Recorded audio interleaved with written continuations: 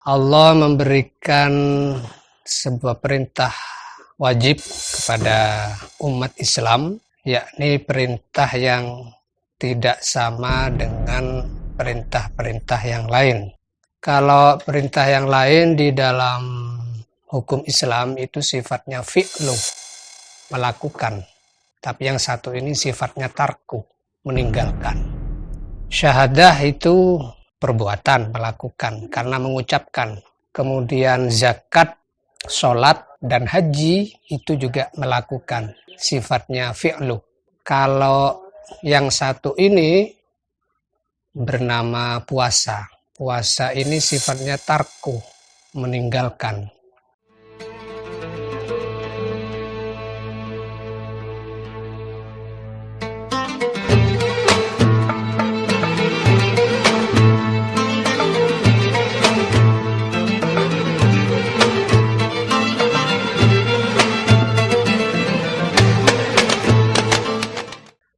Assalamualaikum warahmatullahi wabarakatuh. Bismillahirrahmanirrahim. Alhamdulillahirabbil alamin. Wassalatu wassalamu ala asyrafil anbiya'i wal mursalin.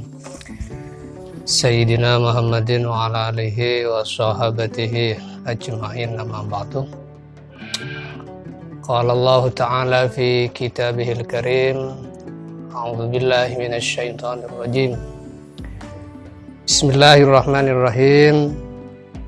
Ya ayyuhallazina amanu kutiba alaikumus syiyamu kama kutiba alal ladzina min qablikum la'allakum tattaqun. Shadaqallahul azim. Para insan yang dimuliakan Allah,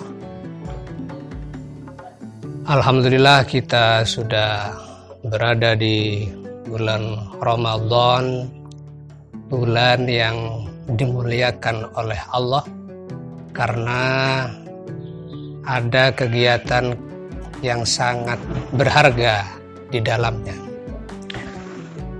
Allah memberikan sebuah perintah wajib kepada umat Islam, yakni perintah yang tidak sama dengan perintah-perintah yang lain.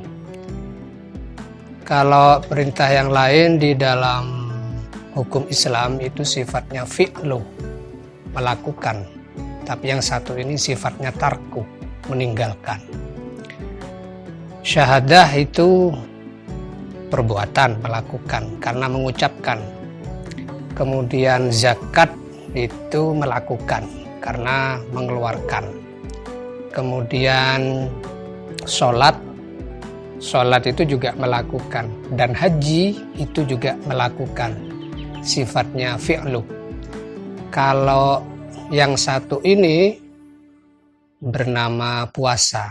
Puasa ini sifatnya tarku, meninggalkan, yakni meninggalkan makan, minum, dan hal-hal yang bisa membatalkan puasa.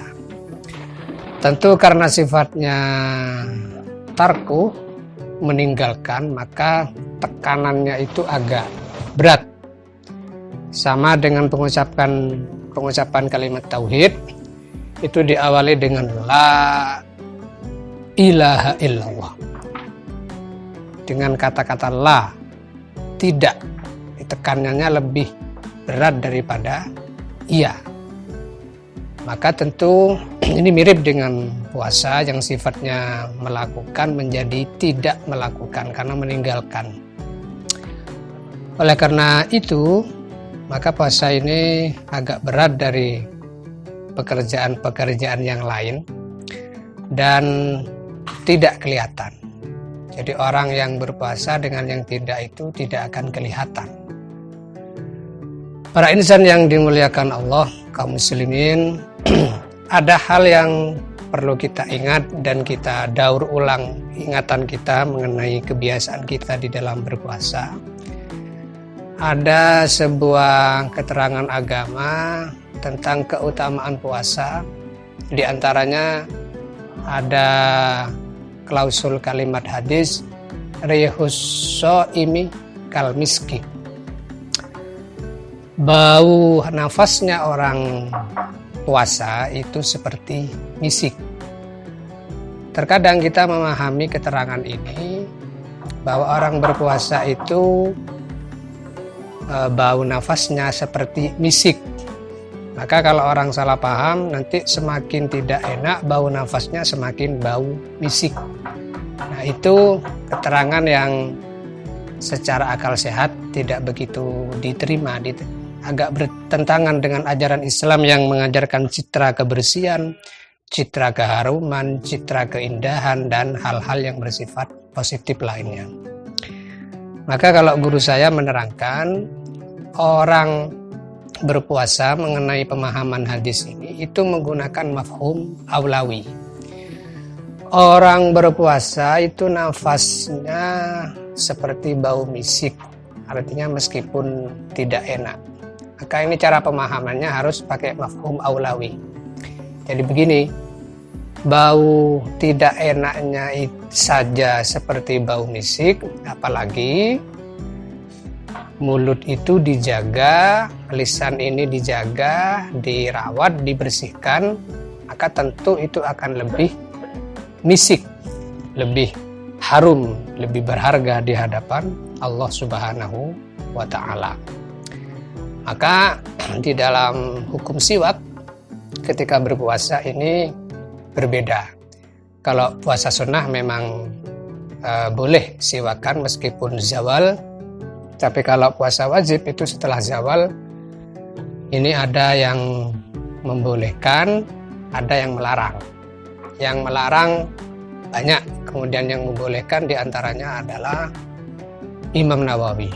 Di dalam kitab di Fathul Qorib itu diterangkan wakhtaron Nawawi adamal karahah. Imam Nawawi memilih lebih tidak adanya kemakruhan siwak atau bersikat gigi setelah zawal, seperti setelah tergelincirnya matahari. Dan saya pribadi lebih memilih pendapat ini. Para insan yang dimuliakan Allah, mudah-mudahan puasa kita adalah puasa yang diridhoi oleh Allah Subhanahu wa Ta'ala, bukan puasa karena menghindar dari anggapan orang agar tidak dicap jelek, tapi berpuasa yang betul-betul tulus karena Allah Subhanahu wa Ta'ala. Mudah-mudahan puasa kita diterima dan menjadi manusia yang dipilih oleh Allah, yaitu manusia yang muttaqin, at-taqiyyu sekaligus naqiyyu, bersih hatinya. Terima kasih, mudah-mudahan bermanfaat. Mohon maaf atas segala kekurangan. Wassalamualaikum warahmatullahi wabarakatuh.